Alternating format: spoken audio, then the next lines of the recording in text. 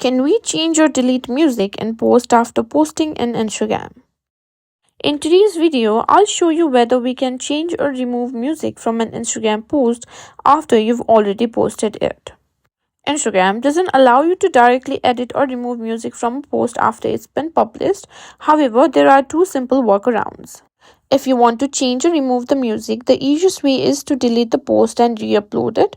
Just open Instagram and go to your profile and find the post. Tap on the three dots in the top right corner and simply select delete. Once you've done that, simply re-upload the same post.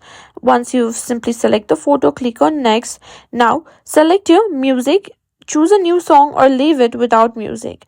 Once you've chosen your music, simply post it again, and this is the only way to completely change or remove the music from a regular Instagram post. Now if you don't want to delete the post, you can archive it so that only you can see it. Just open Instagram and simply go to your profile. Again, tap on the three dots and simply select archive. Now repost the content without music following the steps in method 1.